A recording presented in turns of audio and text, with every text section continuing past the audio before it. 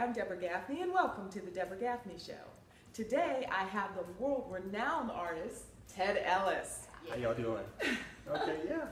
So how's it going, Ted? It's wonderful. Good. I'm excited. I'm so excited. I am too, yeah. Okay, so tell me what's new. You have an exhibit at the Brentwood Baptist Church? Yeah, it's their Jubilee anniversary, which is their 50th anniversary, and they have incorporated in partnership Ted Ellis Art. So it's sort of art and worship. We have art throughout the sanctuary. Even when you drive up to the church, there's approximately 12 banners with words of worship and my art attached to that, and it's probably my highest honor to date. So I'm excited. Fabulous. So if you get a chance, stop by Brentwood Baptist Church and you can see his exhibit in progress right now. Well, yeah. Matter of fact, this Sunday is the unveiling of the piece that the church commissioned me to do, and so how about that for both services? We're going to get a chance to unveil this original painting that will be in the possession of the church. And how profound art and ministry. Awesome. Now, I have had the pleasure of knowing Ted for a couple of years. Yes, a long time. Is this the official interview? Is it? I'm not sure. Wow. Our kids kind of grew up together. We're real excited. And he is like my hero because he had a dream and he followed that dream. He stepped out on faith, and actually, you were an engineer, right? Yeah, engineer chemist, yeah. Engineer chemist, so, you know, serious education and a serious love of art. So tell me about that. Tell me about that step. Well, you know, I've always been an artist. You know, at the early stages, as a child, I was drawn toward it like a magnet. Loved art. From a city of artistic exuberance in New Orleans, you know, I had a chance to immerse myself in that culture, and you would definitely see the artists in Jackson Square painting, particularly on the weekends. You had all these tourists coming in, and it was a point of interest for me, and I had like a magnifying glass, so my attention was always on the visual artists. I mean, you had theatrical performance and everything else, but the visual arts were quite compelling. And I would, when I had a chance and when I was old enough without my mom, I would take public transit and go down to the French Quarters, and you know, here comes this little black kid with the big old feet with 1,000 questions. And I would leave there and go to Loyola Avenue where they had the public library, and I would immerse myself in the World Book encyclopedias in the art section. And so I've always had a wonderful thirst for knowledge of art and the impact of art. So I live my life as an artist. You know, I believe it's one of the greatest gifts from the Creator to be able to create and manifest. You know, art says nothing, but it says everything. So it's quite compelling. It's my reverency.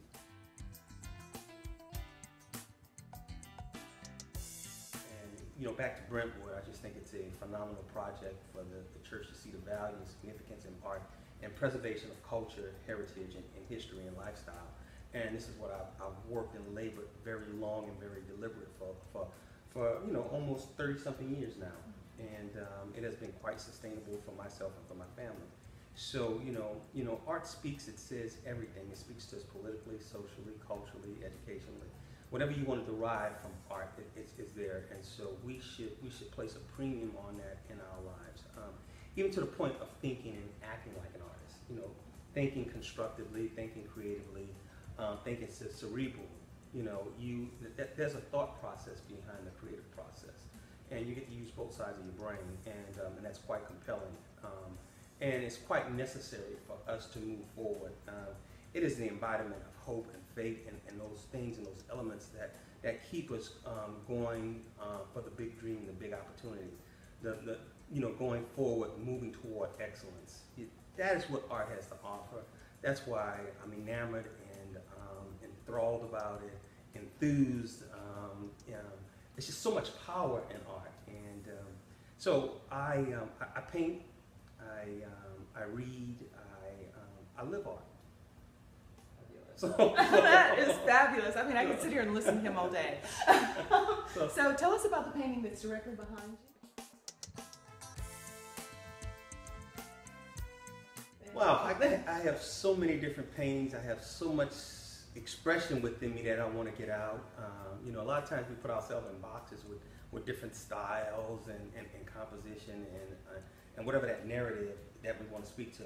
You know, particularly in the language of my art, I always want to include the figurative so that it can speak. This is sort of like an abstract figurative piece. It's the Graduates, and you know, you have that broken color, a lot of energy. It's similar to this piece in making music. Sort of embellishing, almost like improvisation in jazz. You know, I feel it and I paint it. You know, it's not as deliberate as the project that I'm working on with the city of Selma, with that pictorial narrative that march from Selma to Montgomery. So I'm in my phase of my first piece, and we're going to unveil this piece. I'm in March in partnership with the city of Montgomery. That's another wonderful opportunity to speak through art, speaking historically, politically, socially, and humanistically. Wow. And the Selma project comes right along with the movies. Selma. Right. So it is just a wonderful time for me as an artist right now. Last year I got my book published. My wife surprised me with that, and you know, that's a rare book. It's only 150 books that are signed and numbered, and I think that's gonna be a classical piece of a contemporary living African American artist for somebody to have in their collection. And it's another piece of history, because you have over 20 years of work in this wonderful book. And so that's a plug for my book. Yes. But it's a great book, so if you can't buy one of my wonderful paintings, then here's a way of having a lot of Ted Ellis in your home. Nice coffee table book. Wonderful coffee table book. Yeah. Outside of Brentwood, I am in Atlantic City, New Jersey, at the Stockholm Noise Museum Art Garage, and I'll have probably close to about 40 pieces, original pieces, on exhibit there. The conversation there is preserving culture and history through art by Ted Ellis. And so I'll get a chance to engage the community, the youth at a very early age, to look at their art, to judge their art, to give them some constructive feedback and inspiration on leveraging art to improve their community, themselves, and humankind. I think, you know, that's what we're here for, is to sow into somebody. You know, what a greater gift that you can give if you can help somebody feel good about themselves and what they're doing. And you know, art definitely inspires. You know, it's just so much power here. So I'm in New Jersey. That's the second week of February. That's doing Valentine's Day, and I'm excited about that opportunity. You know, my art is my magic carpet. Never know where it's going to take me. I just get on it and go. And how about that? Almost, 25, 30 years on my magic carpet, and just wonderful opportunities. I can think about the time when I was commissioned by Walt Disney in Lake Point Vista, Florida, to do that first commemorative Black History poster. And for that event, that time, my art was all over the Walt Disney premises. My family had a chance to participate. My kids were very young. Cheney sort of remembers it, but they had all the backstage passes to everything. So it was really an enjoyable moment with my Obama painting. You know, first African American president of the United States.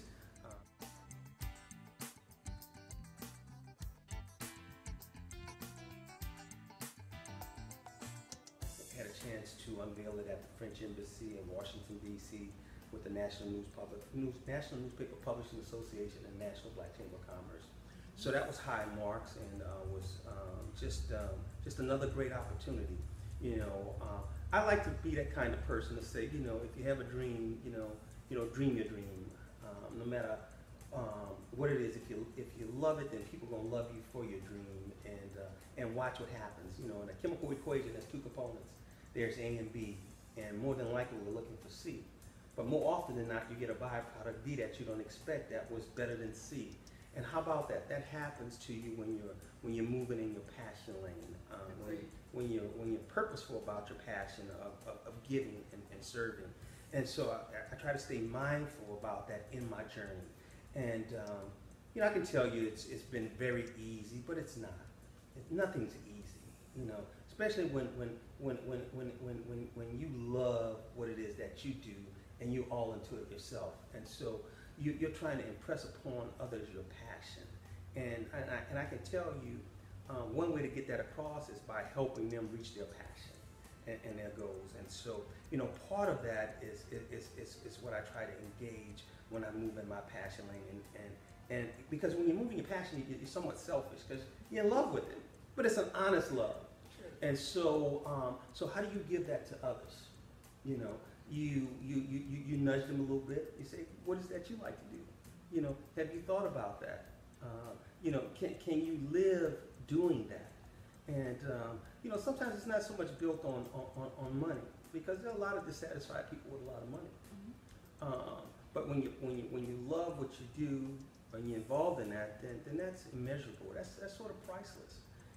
When I don't make money, I still feel good about pain and expressing myself. I can always go to my compass, my passion zone, and it's so faith-based in a sense. That's why, I look at the Word and the ministry of God and Jesus Christ, and it's so profound because it's so accurate. It's so applicable in what we do, and it just works so hand in hand. And back to Brentwood.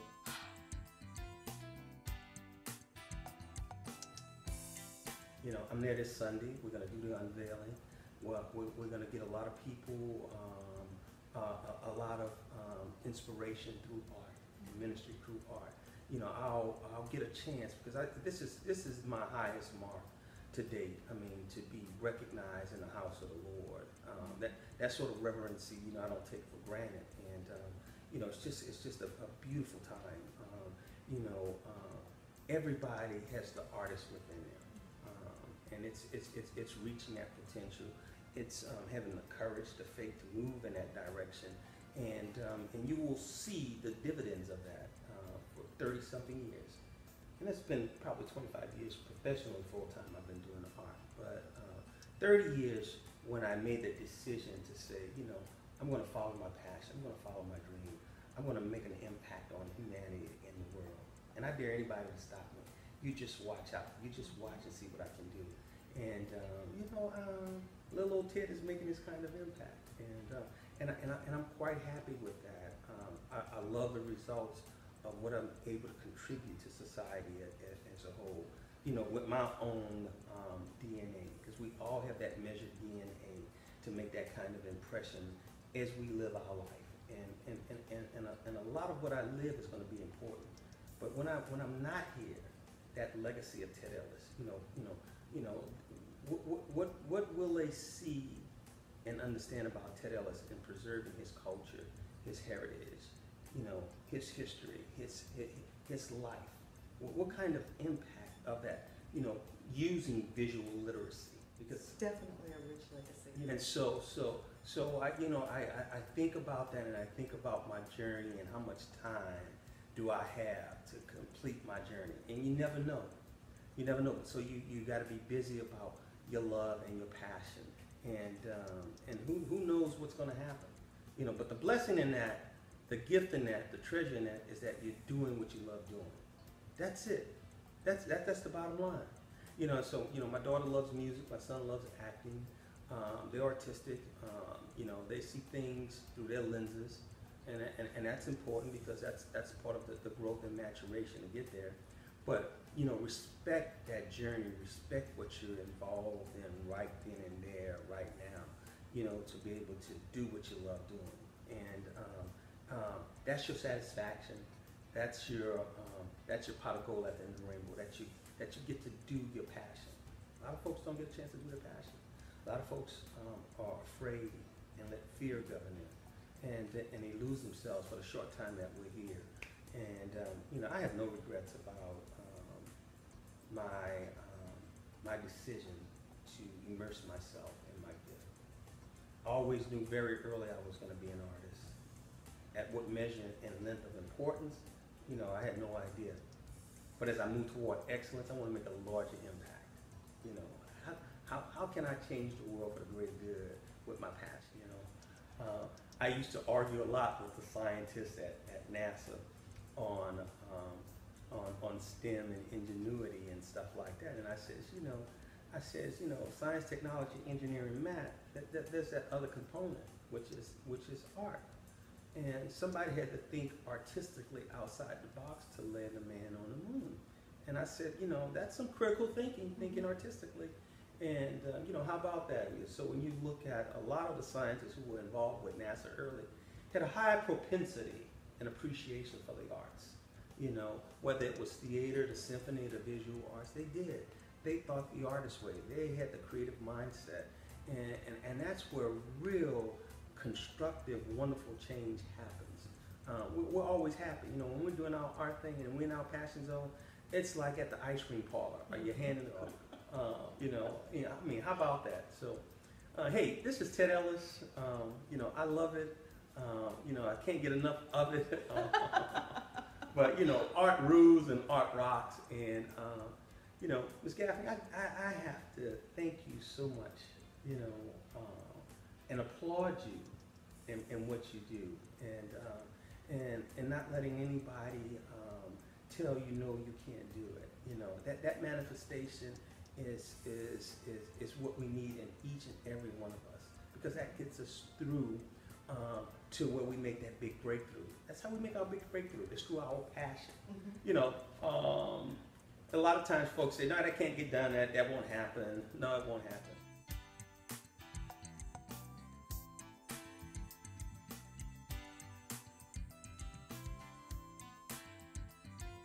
But when somebody's very passionate about it, they make it happen. They redefine that moment, that opportunity. Think outside the box and make it happen. And make it happen. So, hey, we're here with the Gaffney Show, and Deborah Gaffney is terrific. This is a wonderful opportunity for me to spread my artistic gospel and hopefully make a difference. And so check us out. We want to get wonderful likes. We want you to share this video, this content. We want Deborah to be a wonderful superstar, so support her in her passion zone and lane to provide a show that's going to provide excellent content that will enrich our lives. Thank you very much. Thank you, Ted. That was beautiful. I truly could listen to him all day. Tell us the address of the Brentwood Church, and maybe we can stop by there and see all of his work. And yeah.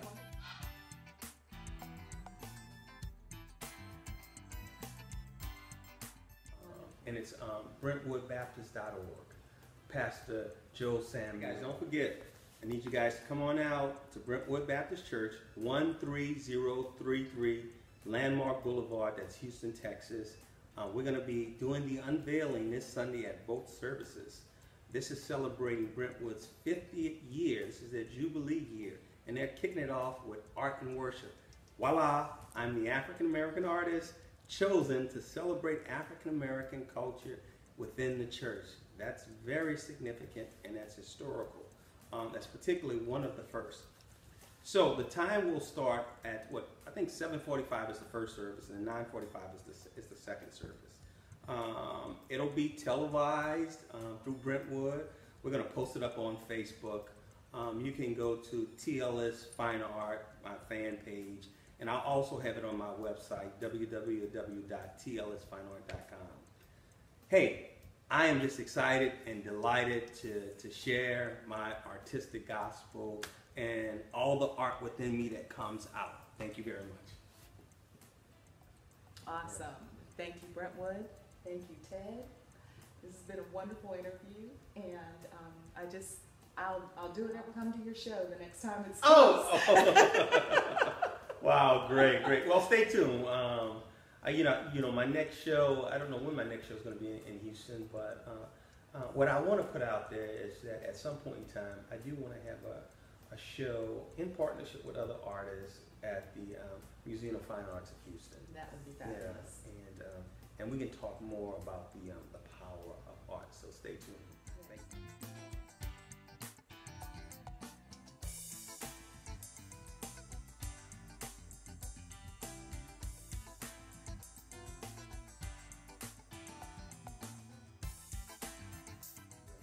And for those of you with young children, please tell your legislature that art is very important. Don't take it out of the schools. We need art. It's a part of our heritage. It's a part of the legacy that we leave behind. And it's just really important for our world to teach our children to think outside the box. You know, the sky doesn't have to be blue and the grass doesn't have to be green. Wow, I love that. Yeah, that's right. That's right. That's right. Can I do one other plug? Sure. Plug away. You can visit me at tellisfineart.com. www.tellisfineart.com. Thank you very much. Visit the man, buy his paintings, and one of these days when I make enough money, he's going to paint me. Yes. I'll Thank definitely you for make that watching. happen. Yeah.